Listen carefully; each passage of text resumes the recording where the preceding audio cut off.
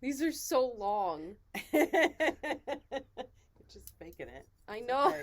Okay. Like that. Don't, like, start a fire by rubbing them together. Okay, I'll go back over here. It's like a workout now. Oh, okay. Arm circles knittings. Yeah. Hi guys, welcome to If Yarn Could Talk. This is my mom. She's the owner of Island Yarn. Hi, I'm Vicki. And I'm Aja. I'm her daughter. And I do the videos and all that kind of fun stuff you see on the social media stuff. Yep.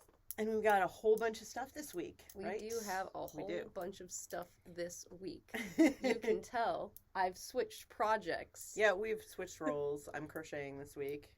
It's invisible, though. You probably can't see it. And I'm knitting. She's These are knitting. so long! She's knitting with straight needles, which I know none of you do. So you're probably like, what is she doing with those? So this week, we have a couple of yarns that are new. I think we'll do that first. What do you think? Okay. I have a new yarn from Queensland. It's Kathmandu fingering. Oh, I love Kathmandu. It is such a nice yarn. It's a wool silk blend. It's tweedy. Yeah, you can see it's tweedy. You definitely can see. And it's just a delight to use, and it's sturdy, so you can make really nice sweaters or shawls or hats or scarves. You can make anything out of this. This is great, great yarn. I had cubes ready for it in this insane, packed full store. I had cubes ready because I was so excited that it was coming. What do you think? I like them. I thought you said tweet. When Tweet? you said tweet. Tweed. No, they're not tweed. So I think I already know what these yarns are going to say. Oh. These are a couple of our new Mad Balls this week. I was really hoping to help Autumn along by making some Autumn Leaves Mad Balls. Aren't they pretty? Here's another one. This one is 416. This one is 415. I have no idea if they will still be available by the time you see this podcast because Mad Balls go really fast, but aren't they pretty?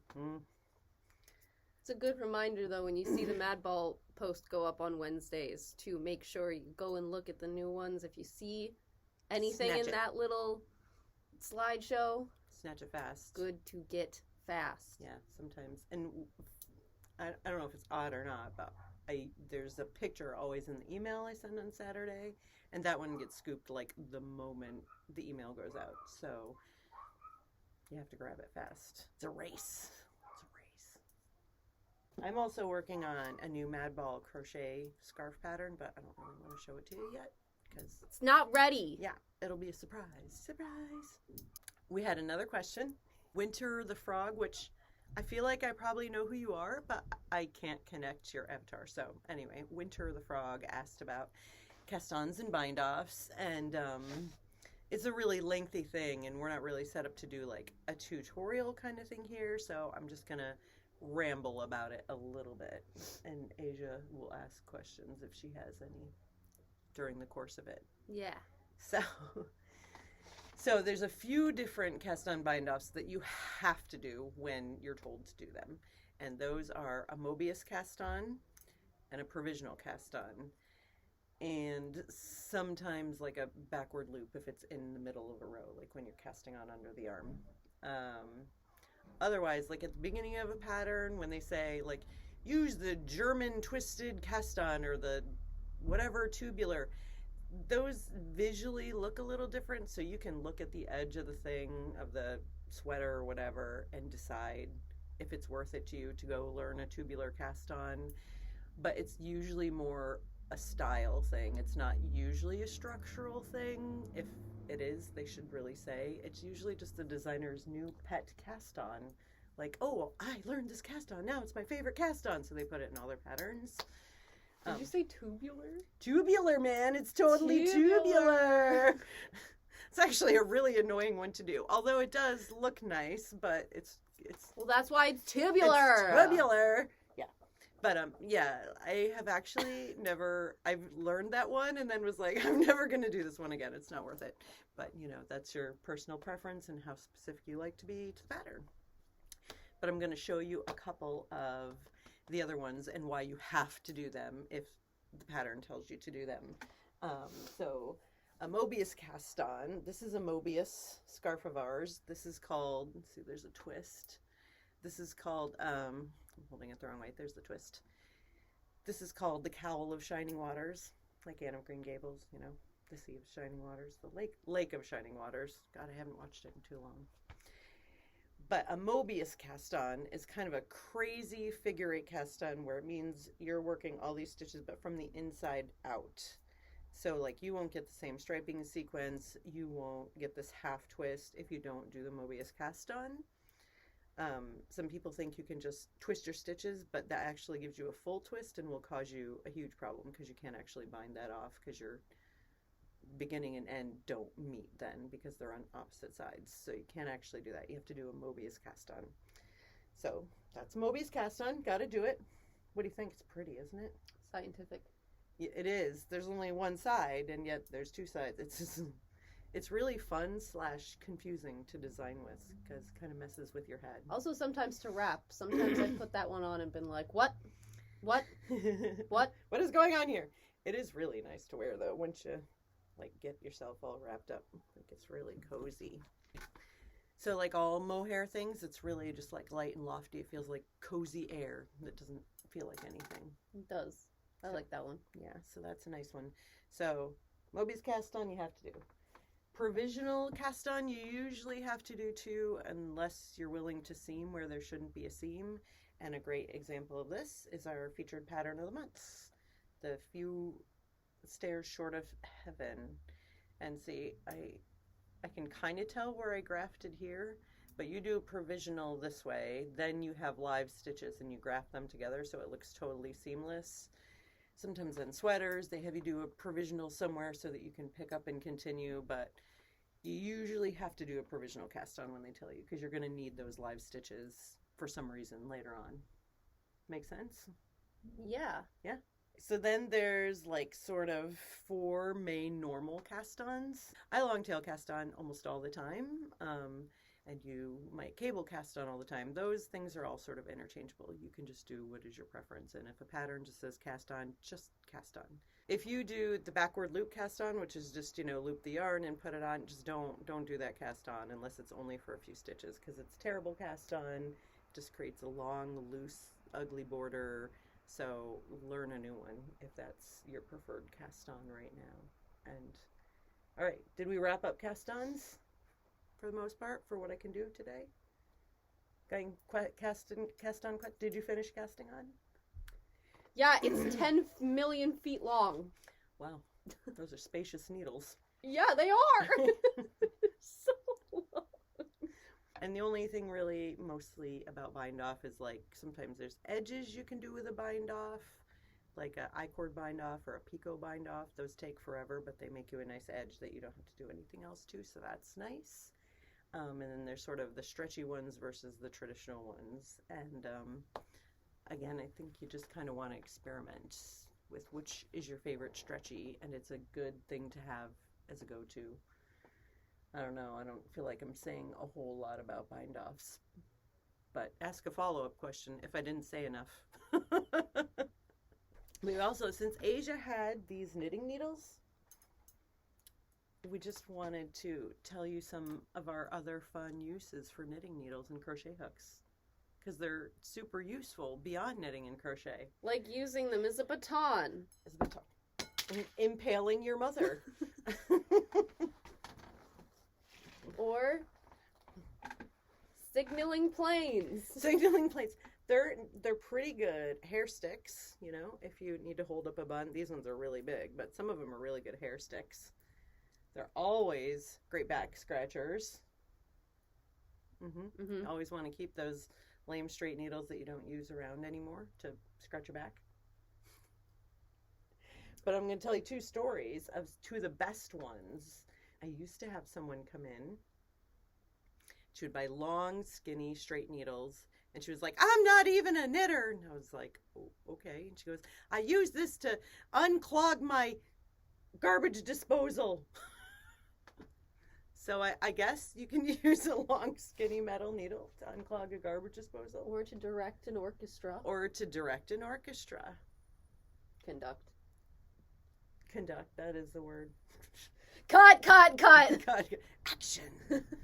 Trumpets! I need you to be louder. You could gesture with them all the time. And then for crochet hooks are pretty useful. Sometimes I have found that you can use a crochet hook to, I'm not going to do it with this ball. I have a crochet hook. But if you're having trouble finding the end, sometimes you can stick the crochet hook in and pull, and you'll pull out the end. Or like just a little clump, a little bit of yarn barf, not like a whole bleh, not a whole projectile yarn barf, just a little one. She loves the analogy. And then the other person I knew had Invisalign, you know, the teeth things, and she would pull them out of her mouth with a crochet hook because I guess they're really tight. I don't really know. I think that she needs to go see the doctor again. I don't think she's supposed to be that tight. Well, I think it's long past, but it was a certain size too. She'd be like, "Oh, I lost my D hook and I can't get my teeth thing out." It was unusual. What do you think? You got any other uses? Aja used one. She made a really cool wand out of one in our recent video. If you saw it on Instagram, that was really awesome. That was wood. That was a wooden one. Yeah, I just grabbed these metal ones. Well, construction. Oh, right. I was going to take it inside of this. Is holding our button rack together. 3 like size 9 needles. Giant button rack. Don't ask me why. It just is. Could be a gnome's walking stick. Right. Yeah, because they get old and they need some walking sticks. Yeah. Yeah. Statistically, gnomes get old and need a walking stick. Yeah. I think that's probably true. But do you guys have any? We want to hear what are your weirdest uses for either knitting needles or crochet hooks. Non-knitting, non-crochet related uses. Oh, well, at home I use them. I stick it out of a jar and then I use them to hold my ponytail holders like this. Oh, yeah, that's a great one. That's like a hack. I also have that big, like, size 15 needle out in the garden that I use to, like, make holes when I'm planting seeds. I just poke them. Aerate the soil. Yeah, aerate the soil. A gardening tool. Honestly, isn't this even more, like, useful than a utility tool? Like, Eddie Bauer, utility knife, get out of here. Oh, right. This is so much more useful. So much more useful. And then when you're all done, if you clean it off, you can make yourself a sweater. Clean it off after the dirt, at least. Yeah, so tell us, guys, because I'm sure you do some other weird things with knitting needles, especially these straight needles that hardly any of you use anymore. Yeah. You could hang things off of them. Look. You could create a little wardrobe for your jewelry. How cute is that? Oh, no, I guess you guys will just have to come in and get these tiny little jewelry hangers that come with this lovely jewelry here. Oh, it's so cute. That's the jewelry Aja makes. She's being subtle about it, but I'm not. This is the magic mushroom stuff that I make. We've got just one event coming up that is, you have to sign up like right this second. So we're on the 18th. You only have until the 20th to sign up for our 10-row 100-day challenge. It's actually only 98 days till Christmas when this comes out. And so we have a challenge where you do 10 rows a day. And if you do it every day, you just complete an unbelievable amount of your projects. It's super fun. Super fun. You can sign up on Ravelry. Aja will put a link in the description. But make sure you sign up right away because signups close on the 20th. Because after that, you're not going to have enough time. You have to get at least 90 out of the 100 days done to win a prize. So go do that right now, right now. And last thing, I just wanted to remind you that the Greater Boston Yarn Crawl is coming. Woohoo! And we're really happy to be participating. We're going to have some awesome things going on in here. Lots of new yarns, new hand dyes, lots of prizes, so much stuff. And that is September 28th to October 1st. Yeah. So definitely come see us on the Greater Boston Yarn Crawl. It's super fun. All right. So what would these yarns say? Tweed, tweed. Tweed, tweed. That is what both of these say, honestly. Tweed, tweed. Tweed, tweed. Tweed, tweed. Tweed, tweed. Tweed, tweed. You guys love to hear that outside of your window every morning. Tweed, tweed, tweed, tweed, tweed. I know. If there were little yarn birds outside your window, how much would you love that? If if there was a little yarn bird going tweed tweed, and you could just be like, oh, come here, little yarn bird, and then you'd have new yarn. Yes. It's a fantasy. It's a great fantasy. Well, this yarn would say, please fall, come, fall, arrive. I also feel like it's singing a song about fire. Campfire tune. Yeah, campfire tune. So I think that's it. We figured out what these yarns would say.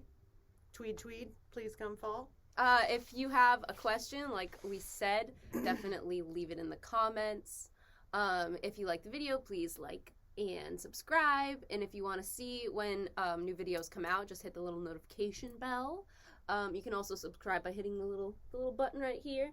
And don't forget to tell us what the weirdest thing is you've ever used a knitting or crochet hook for. Yeah. We'll see you next week. See you next week. See you next week. Bye, guys. Bye. Thank you.